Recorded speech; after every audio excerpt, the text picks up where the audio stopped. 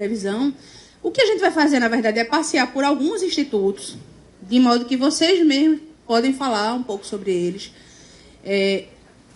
E mais até na parte geral do que na parte especial, mas falando algumas coisas, por exemplo, a saída de um determinado regramento, uma mudança, a chegada de um novo regramento, ainda sem fazer um link total com a questão do processo de trabalho, embora a gente já possa antecipar algumas conversas. Porque a ideia é que a gente, fazendo esse passeio por sobre alguns que a gente selecionou e outros que, porventura, vocês já saibam e sintam a necessidade da gente agregar aqui, a gente, quando começar a fazer o fluxo de uma reclamação trabalhista, né, a gente consiga já ir visualizando alguns pontos que a gente possa perguntar. E aí, a gente tem regra na CLT, é o CPC que vai dar esse norte para a gente?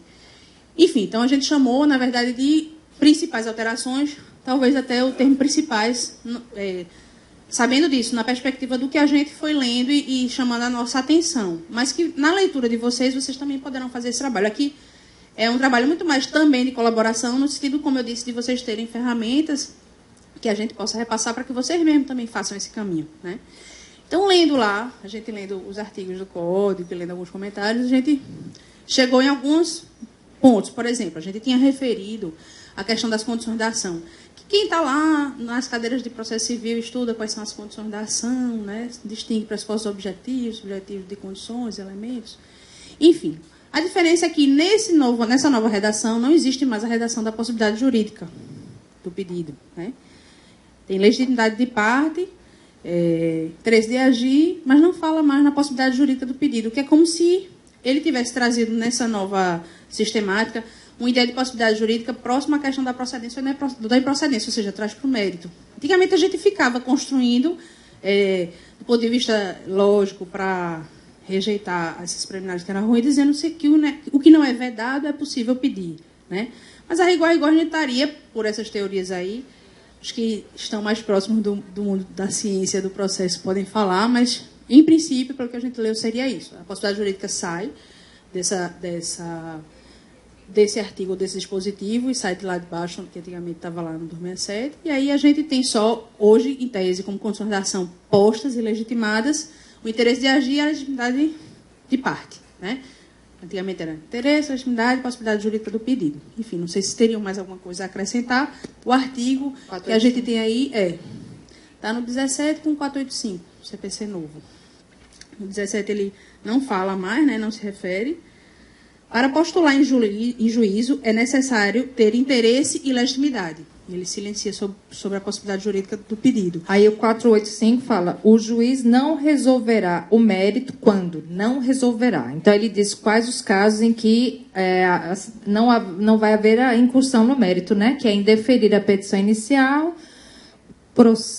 Esse aqui é o quê? E aí, no sexto, ele chega lá e fala... verificar a ausência de legitimidade e interesse processual. E são vários casos, né? Reconhecer a existência perempção, litispendência ou coisa julgada e tal. São 10 incisos, mas aí a gente está citando esse porque retirou a possibilidade jurídica que era... refere mais nela enquanto condição da ação, né? E, na verdade, pelos teóricos ou pela própria exposição de motivos, a gente presume ou deduz que eles vão mais para aquelas correntes que trazem a questão de possibilidade jurídica de pedido para a parte de mérito já, procedência ou improcedência. Então, não...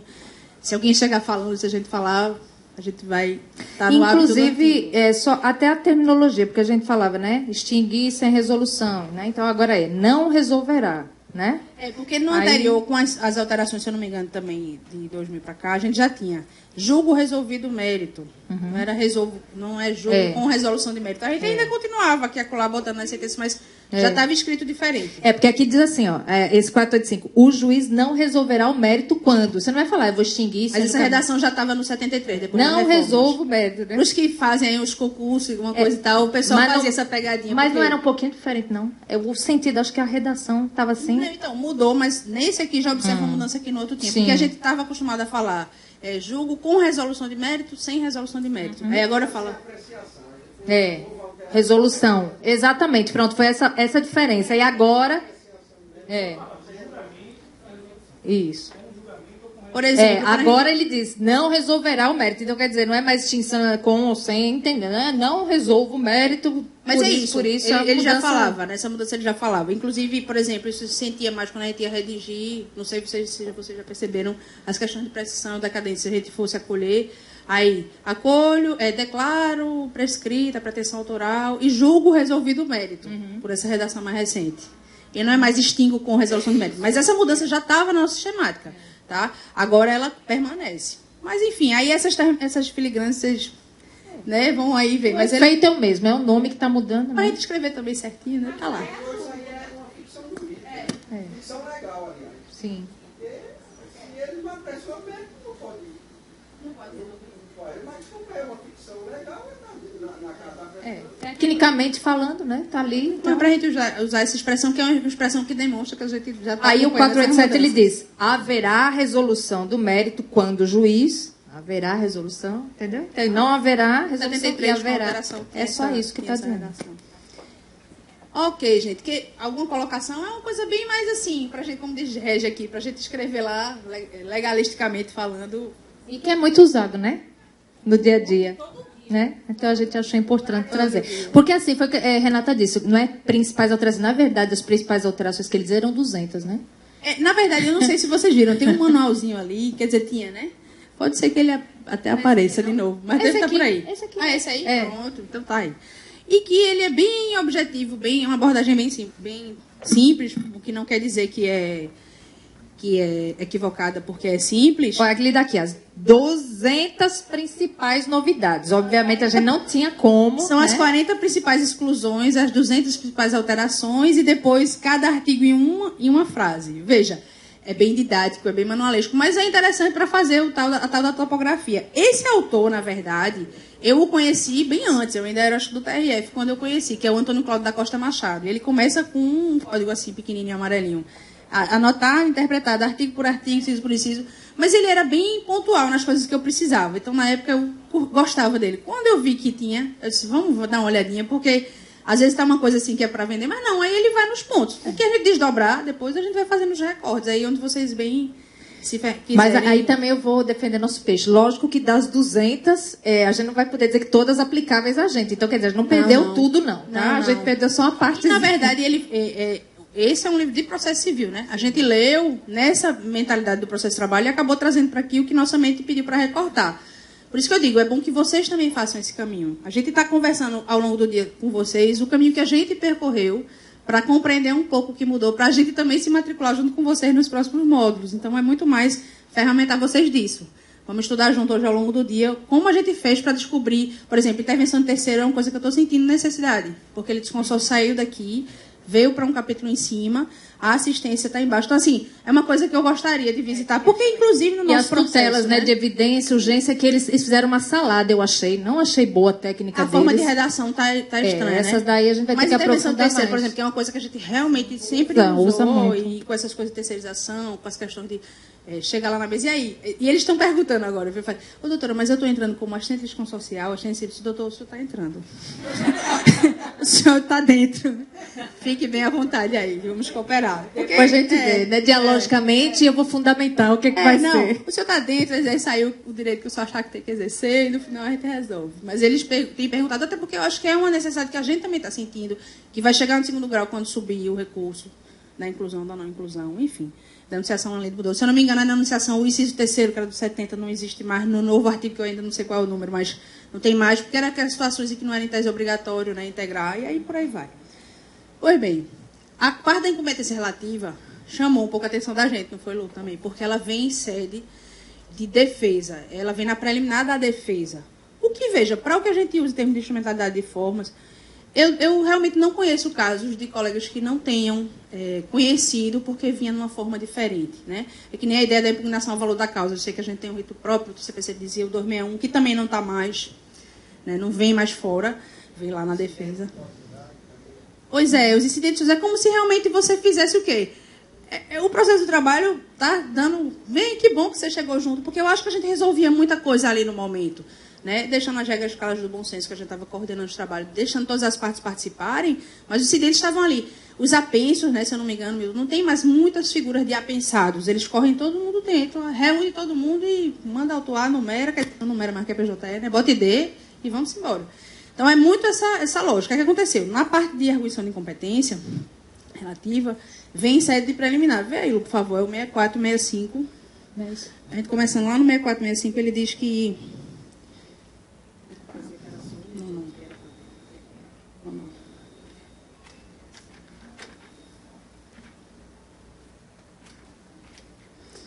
incompetência absoluta ou relativa será alegada como questão preliminar de contestação.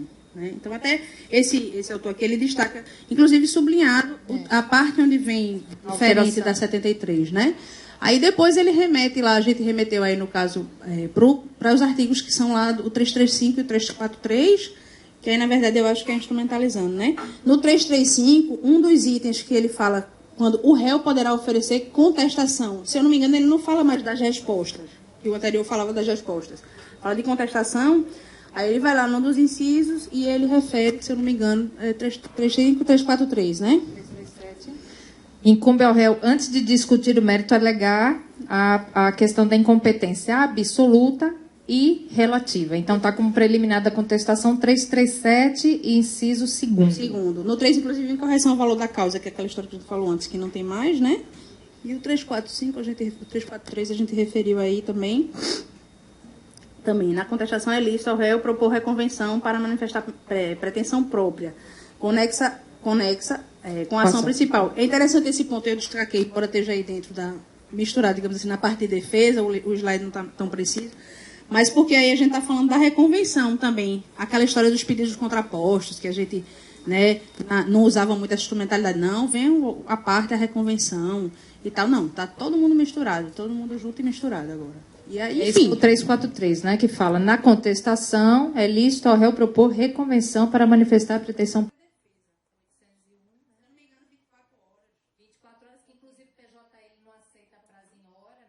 Então, na própria peça, não precisa ser uma peça apartada. Para o mundo do processualista civil, eu penso que isso aí está bem, assim, vai mexer muito com o pessoal. Eu acho até que mexe com a gente. Eu brinco, porque, na verdade, eu vim para a Justiça trabalhar há 8 anos e eu estou há 8 anos dentro do processo de trabalho, mas antes eu trabalhava com processos completamente diferentes, de processo civil e antes processo penal. Fui da polícia, depois do TRF e cheguei aqui.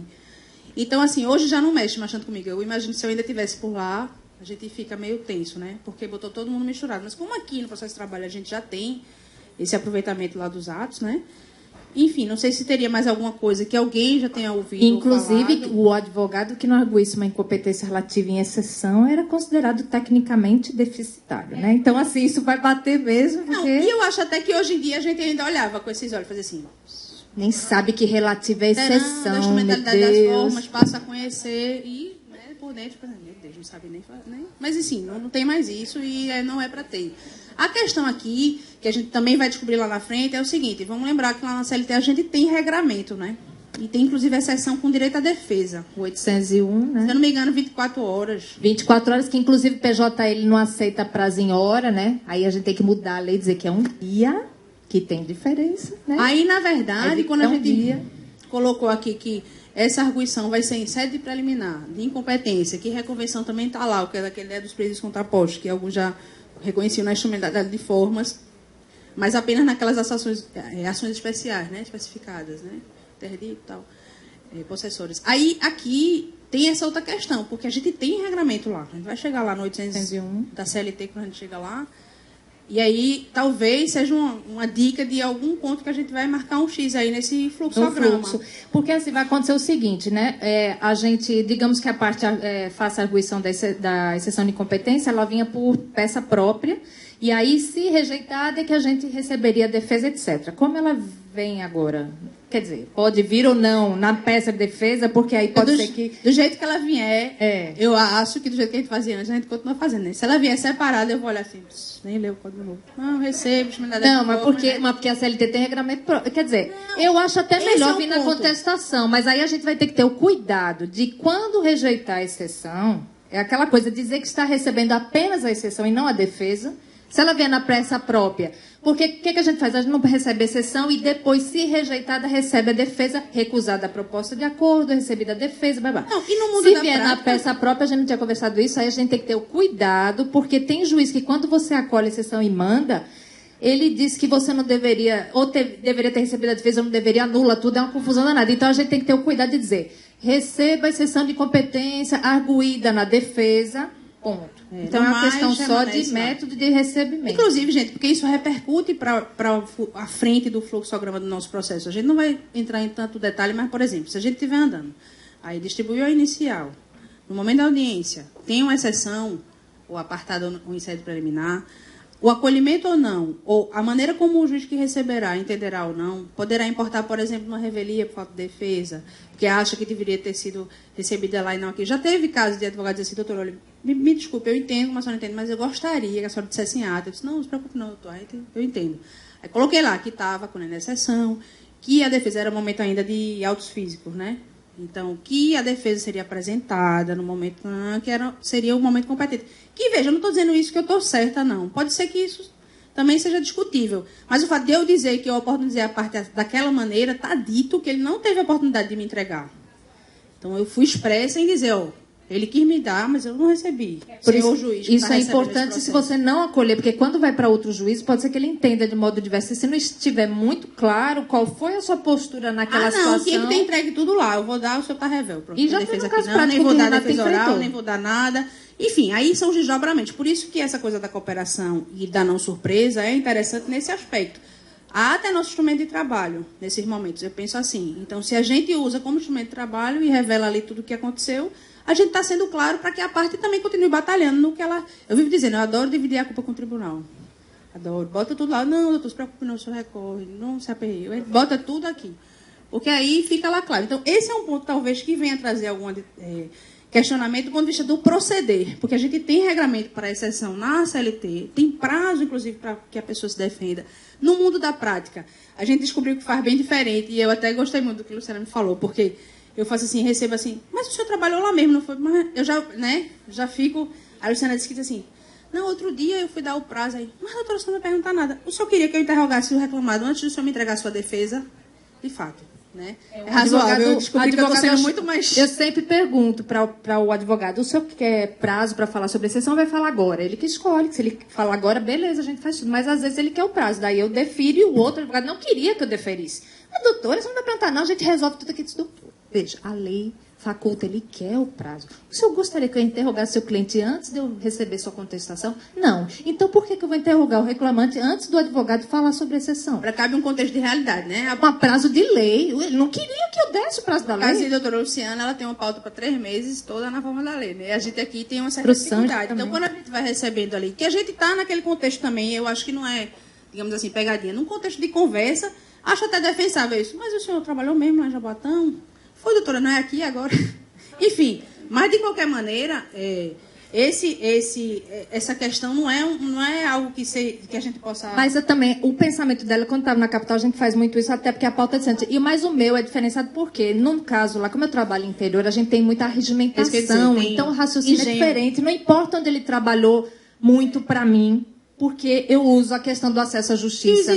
Que lá as empresas vão com ônibus, pega todo mundo, leva para trabalhar e todo dia ele volta para casa. Quando ele é dispensado, eu não vou exigir que ele vá para a Serra Talhada. Eu digo, pelo princípio do acesso à justiça, ele vai acionar lá onde ele mora. Então, quer dizer, para mim, e por isso que às vezes eles pedem o prazo, ele quer saber exatamente como é que foi essa regimentação, que era seu bio, não sei o que, interior tem isso. Bom, né? A boa fé que se presume, né? Ele vai pedir o prazo para falar a verdade. Para falar, e às vezes ele fala na hora também. É só quando é um caso especial que ele quer ver se... Às vezes não tem jeito, né? Enfim. Mas aí... não sei se tem mais alguma coisa para falar, mas o fato é esse. A gente tem regramento, tem prazo, vem em sede preliminar, e aí talvez seja um item que a gente vai ter que perceber como vai proceder. E na hora de receber, como vai externar esse recebimento da defesa, se a gente ficar, digamos assim, nessa preliminar, ou se a gente for dar o prazo. Porque aí dar o prazo também significa dizer que a gente parou naquele pedacinho ali da defesa, né? Não sei se tem sugestões ou... Enfim. A gente chamou esse daqui porque é algo que nos ronda, né? Porque, assim, a liberdade ela é muito permissiva. Então, a gente tem uma construção de sistema já. Quando eu digo liberdade, não é que a gente resolve da cabeça da gente chamar o sócio, né? Mas, assim, a gente tem uma permissividade de sistema que já nos dava uma autonomia de proceder desde um fundamentado... sítio sócio, uma vez que... Até o sítio sócio, ponto, né? Então, assim, a gente tem, desde o despacho do sítio sócio até o despacho que diz que a gente está desconsiderando, chama o regramento do CDC, chama a integração da ACP. O fato é que a gente tem hoje um ensino... Ele está posto. Eu acho até que a gente vai poder conversar um pouco melhor quando for no fluxo do processo, se a gente tiver... uma participação desde o primeiro momento de sócios, com alegação de fraudes e tudo mais, na verdade não se trata de incidente, é no curso normal, em tese do processo. Ele já integrou ali e ele vai exercer toda a sua possibilidade de defesa, inclusive de dizer que não, é sócio de que não é responsável. Eu acho que esse incidente vem muito mais falando desse outro momento, penso eu. Que assim, eu já pensava, já entendia dessa forma. O sócio, a razão dele integrar, né, por todos os dispositivos que a gente já aplica na execução, né, só há razão dele integrar a fase de conhecimento se houver realmente uma alegação de fraude. O laranja, digamos, né, ele não constitui a empresa, não está na constituição formal da empresa, mas na verdade é o dono. Então aí é interessante prova, né? Que ele integre desde o início, e a parte geralmente já fala que quer reclamar da empresa tal, e seu João da fonte, e você pergunta, quem é seu João? Ele não está aqui. Não, é porque ele é o dono, porque são laranjas. Aí sim ele teria que integrar. Mas aí, veja, da perspectiva do direito à defesa, é justamente isso. Ele já está desde o começo, ele vai exercer livremente o direito de defesa, inclusive provar que ele é apenas João e que não está. Se ficar provado que ele realmente é o dono, a sentença já vai dizer isso, você não vai ter problema na execução. Agora, não adianta depois, lá na fase da execução, dizer, não, mas quem é o dono... Talvez até o incidente, pensando assim, agora que tu falaste, talvez até o incidente sirva para um momento como esse, um incidente de desconsideração com produção de prova. A gente tem produção de prova em sede de execução, pode ter, né? Mas eu penso que vai tocar mais a gente quando a gente chegar lá no final nesse artigo, nesse despacho do sítio e sócios, com ou sem maiores desdobramentos, porque aí existe um modo de proceder, de como fazer essa pessoa jurídica ser desconsiderada. Pois não. A desconsideração inversa é a gente pegar da pessoa física para uma pessoa jurídica. Ele fala... Eu acho até que já existia essa construção sistêmica e algumas pessoas já faziam isso. A gente ia para um caminho de evasão mesmo de patrimônio, né? De você... Uma holding, às vezes eles fazem isso, né? Uma holding, uma fundação, para poder blindar o patrimônio, né, de determinada pessoa. Chega até um grupo porque é a pessoa física para a jurídica. Então, é isso. Essa é a questão, porque... E nem na lei de execução fiscal, porque se a gente for partir da execução, que é a nossa ordem, isso, qual é, né? Isso. É primeiro CLT, e tem um detalhe, lei de execução fiscal. Se eu não me engano, se eu não estiver falando... Como a gente escolheu ir num... Não tinha. Eu tô com essa sensação. Que a gente vai ter que conseguir a melhor maneira de dar vazão a esse Mas, ô Milton, você pensou sobre isso? Você acha mesmo que não seja um caso de fraude, a gente teria já que integrar, se a parte quis... Não, mas aí eu acho que não. Né? Não, eu acho que não. Eu acho que na inicial... Ah, sim, na própria execução, porque o embargo de terceiro sempre fala, né? Produção de prova a gente nunca precisa, geralmente, mas nesse caso... Tem uma diferençazinha que vai fazer também diferença, viu? Sim. É teratológico. É um curso à parte. Uma diferença que vai fazer diferença. Porque é o seguinte, quando eu citei o embargo terceiro, não sei se é isso mesmo, a gente pode conferir aí, é o 674, que é o seguinte, se eu não me engano, ele não entra numa condição, mesmo citado, a gente não tem isso também no conhecimento do embargo de devedor, do embargo terceiro, que a gente... tá cite-se não, você não é parte legítima, embargo de terceiro, 674, é isso mesmo. E a gente manda garantir, né? Aqui, essa figura aqui, ele é terceiro. Se eu não estiver falando...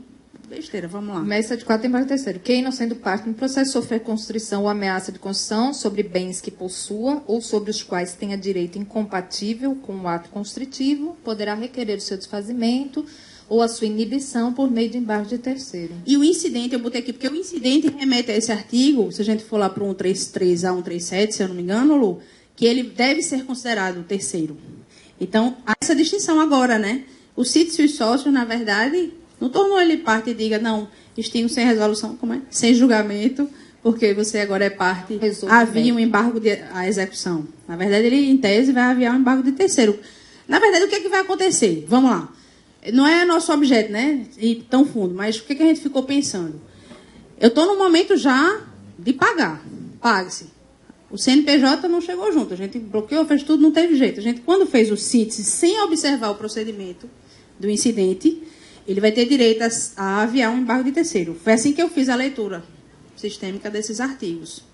Porque ele, na verdade, vai debater lá que ele é um terceiro e que, inclusive, não foi observado o procedimento do incidente de desconsideração. Então, traz aí um desdobramento diferente. Aí eu acho que, não sei, porque o que era o 592, acho que não mudaram, não, que diz que o sócio responde, aquele que a gente dizia que não era terceiro, que até quando ele entrava com terceiro, não é isso? A gente... dizer que não era o caso, né? Porque, na verdade, o sócio... É isso que eu estou dizendo, porque ele vai regrar. Teria... Não tem como não. Sim, exatamente. Está no módulo, né? Só disso. Como a gente não chegou até, assim, esmiuçou a execução porque não dava para a gente, né, ou escolher a fase, enfim, e porque a execução nossa, primeiro tem que ser a de execução fiscal, então, na verdade, então a gente eu não sei se 592 manteve, não. Aqui ele fala do chamamento, do incidente de desconsideração, né? É isso que eu digo, gente. Isso é um ponto, como a gente está no sobrevoo, isso é um ponto de reflexão. É como se a gente estivesse ferramentando vocês de institutos que chamaram a nossa atenção, tá? A gente estudando junto, esse é um incidente que eu acho que a gente vai precisar pensar, porque talvez a gente tenha realmente ou que observar, ou que dar alguma nota de observância no processo de trabalho. Qual é, acho que, o caminho mais prático? Se for daquelas empresas que, desde o início da ação, a gente já sabe que é aquelas que não pagaram nada e que ou sumiram ou que estão prestes a assumir, se a parte requerer... Mas, Lu, não é a regra. A gente na verdade, o que acontece? Isso aí não é a regra de aparecer na nossa fase de conhecimento, é na hora do pagar. Esse tal desses sítios sócios, é aí onde vai bater esse história do incidente. Que aí o detalhe de diferencial, na minha opinião, que a gente pode já adotar como regra de conduta naquele despachão da gente lá da execução, já que a gente atua de ofício na execução e aqui diz que é requerimento... Incidente. Mas sabe qual é o problema? É a gente já botar lá. Mas assim, eu não estou vendo muito como sair dessa... Mas sabe qual é o problema? Que me ocorre agora, gente, tudo isso está ocorrendo agora na discussão, tá? Pode ter uma alegação de evasão de patrimônio, eu vou esperar até a execução. É um caso para se pensar. A gente não está afirmando... Ele vai chegar aqui no MS. Mas, viu, Rê? E se for um caso de evasão, alegação de evasão de patrimônio? Não, eu vou mas esperar... aí, não, agora não. Só quando eu realmente vi que a empresa... Mas veja, a fraude, a gente não está... A gente está concordando na fraude. Inclusive, não só isso, a gente está concordando que essa pessoa... Porque isso aqui a gente tem que entender o seguinte, não é na perspectiva de quem está perseguindo o patrimônio, é de quem está tendo o seu patrimônio perseguido. Eu tenho direito de dizer, minha gente, peraí, deixa esse apartamento aí, ele é meu, certo? No lugar dessa pessoa que eu estou me colocando. Então, foi redigido isso. Nessa perspectiva, quem desde o começo está no processo, quando terminar o processo que disser perder, se dançar, seu apartamento é meu, ele não vai ter mais o que fazer. Ele está dentro, comprometido da inicial até o final. Isso aqui eu acho que vem quando a gente começar a trazer gente que não participou do título. Do julgado, na verdade, nem título mais que a gente chama, né? Da sentença. É porque isso vai ter essa discussão realmente de você declarar qual é o momento da fraude e execução. Na fraude e execução, e que ele diz é que você bem que foi vendido, já tinha ação em curso. Não, e aí, não detalhe, teve isso. Acolhido o pedido de desconsideração, a alienação ou oneração de bens à vida em fraude e execução será ineficaz em relação ao requerente. Então, acolhido o pedido, né? Não, mas... Só depois, é complicado. Não, mas aí tu vai entregar antes, né? A gente primeiro tem que resolver o incidente, porque eu mesma não vou dar um bem para depois ir buscar. Então, enfim, é um ferramental para a gente pensar sobre ele. Não tenho visto muito como a gente não observar algum regramento. A gente tem que voltar a ler o CDC, voltar a ler como a gente construía isso. Para quem construía só sítios e sócios, eu aconselho também a gente ampliar um pouco. Porque tem aquela questão do excesso de mandato, aquelas regras também, né? Eu estou dizendo isso, minha gente, com tranquilidade. Eu já assinei muitos sítios e sócios. Bota o artigo do lado, assim, os artigos. Mas eu estou tentando fazer mais isso, enfim. Melhorando. Aí aqui a gente fez referência a essa coisa, né? Do CDC, da normativa que já existia. A gente tem, na verdade, quais são os momentos em que a gente tem na lei referência a isso, né? Na legislação que trata do dano ao meio ambiente, na parte de desvio de finalidade da sociedade ou confusão patrimonial, lá no Código Civil, é bem específico, né? Má-fé e tal. Esse aqui, qual era mesmo? Substituiu essa lei, na verdade, ela é anterior, é a repressão de infração contra a ordem econômica, é do CAD, mas aí, como tem essa norma de 2011, eu botei a anterior para a gente se situar, que é desde 94. Também já havia referência. E a gente usou durante muito tempo, os que estão há mais tempo operando, já que eu sou de TV Colosso para cá, mas a gente usou muito tempo também as referências do Código Tributário, né? Que ele vem para o regramento da gente com uma envergadura de lei complementar e lá tem previsão específica, né? De a gente responsabilizar sócios, digamos assim. Na verdade, são gestores, né? Sócios gestores daquele patrimônio da pessoa jurídica. Né? Enfim, aí o que acontece aqui? Na verdade, eu peço até desculpa se a gente está sobrevoando, mas é porque quem tiver algum outro recorte mais específico que possa dividir com a gente, coloca. Mas isso aqui é o primeiro momento, o que é que a gente pensou em termos de ordenamento, o que é que a gente já tinha, o que é que já tem, o que é que já se faz. Agora, do ponto de vista procedimental, eu acho que só o CDC falaria alguma coisa nesse aspecto de procedimento. Mas aí agora a gente tem o CPC. É mais novo, né? Até então era o mais novo, né? E aí, a gente está lá com o 769, está com o 15 e está com o incidente. Bom, um ponto para a gente pensar e refletir aí como vai ser essa aplicação. Essa figura, que a gente já vinha ouvindo falar há um tempo, né? Amicus curiae, né? Supremo, O amigo da corte. Isso. Aí Fusag, a maior loa de Fusag que falava no Código 73 é que foi conseguido retirar todas as expressões latinas, calção de rato, ex adverso, não sei o quê. Aí agora ele deve estar se revolvendo na sepultura. Até porque enterraram o código dele, né? Enterraram o código É dele. bronca, viu? E essa coisa... Mas aí reserva de mercado, né? O pessoal vai ler assim, amigos que não sabe o que é, aí procura um juiz, um advogado e tal. Olha, eu não devia não, porque está gravando, falar mal da nossa profissão e da nossa ciência, não. Mas é impressionante. A gente vive numa ilha, realmente numa ilha em que a gente chega para a pessoa que é de outras ilhas e fala assim, o documento é muito importante, viu? Não pegou assinatura, não, né? E as pessoas, Deus, eu pensei que eu estava fazendo tudo certinho, eu cumpri, eu fiz certo, mas não peguei o documento, não peguei o papel, né? Enfim, o amicus curiae está no 138 e a gente tinha na legislação ordinária em relação às questões como o Milton chamou a atenção da gente na parte de controle, de constitucionalidade, já se referiu ao amigo da corte, né? Aí o 35 fala como, Ailu? É um 35? Acho que eu mexi errado. Um 38. É o juiz ou relator, considerando a relevância da matéria, a especificidade do tema, objeto da demanda ou a repercussão social da controvérsia, poderá, por decisão irrecorrível, de ofício a requerimento das partes ou de quem pretenda manifestar-se, O amigo também pode vir por ele próprio, eu sou amigo.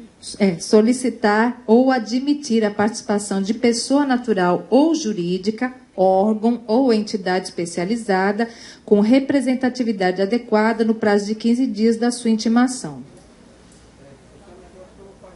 Ou não? Eu li rapidamente ali, que eu achei a situação uma contradição. Eu quero dizer aquele que tem o juiz aí, eu não sei como me recordo do artigo, quando ele verifica que aquela ação traz algum resultado danoso à sociedade, ele notifica, por exemplo, uma dessas entidades ambientais, para vir integrar ali. A princípio dele mesmo, sem provocação da parte. Eu não sei se vocês captaram isso. Eu deve estar o princípio. Mas isso é aquela, seriam outras matérias, então, de uma coisa nova, assim, uma coisa técnica. O próprio juiz, né? Não. Esse amigo Cruz aí, que está como amigo da corte, nesse caso, ele é compulsório quando o juiz determina Ver se aqui Chamamento, fala né? alguma- Vamos chamar chamamento, mas... tem na memória aqui. E que não está com esse nome latim, né? Diz que quando tem... É isso mesmo. Quando há uma grande repercussão... Aliás, na parte recursal, eu acho que tem situações de demandas que têm repercussão, não? Não, Acho que justamente porque ele diz aqui que não admite a interposição, então acho que é nesse aspecto que você está falando. Digamos que foi determinada de ofício, não admite recurso. Eu fiquei pensando, como poderia ocorrer algo assim? Vamos dizer, alguém entra com ação de indenização por dano moral, porque deve o chute no cachorro dele. Aí o juiz fala, peraí, o cara está pedindo indenização por dano moral porque o cachorro não foi agredido. Aí então vamos chamar a Sociedade de Proteção dos Animais. A parte não chamou, que é só isso ser indenizado pelo outro. Aí manda chamar a parte de proteção aos animais para vir. Nesse caso, eu acho que ele estaria aí no 138, mas esse que você está falando da recursão geral, se eu não me engano, até o amigo da corte, da parte de recursal, não, ou de tribunais superiores, ele fala. E é compulsório, não é? Eu realmente não... Não, mas é que ele diz que quando determinar não há recurso, não. O que fala é que, além da determinação, existe a possibilidade de requerimento e do próprio amigo querer, independente das partes terem, não é isso? Em outro momento do código, é isso que ele está... Em outro Não, momento eu da sei. legislação que refere a um chamamento, a uma integração, Seria vamos com chamar a assim, de ou a uma outra participação. Naquele caso, ele chamará. Acho que é no recursão mesmo. Mas a gente pode procurar. Que ele fala agora, juiz ou relator. Essa alteração que houve, né? Porque no tribunal, no Supremo já era admitido, Nos mais né? superiores, na verdade, instâncias extraordinárias. Eu acredito que na ordinária não. Sim. Mas na lei de ADC ou ADIM, eu acho que também falava alguma coisa, não?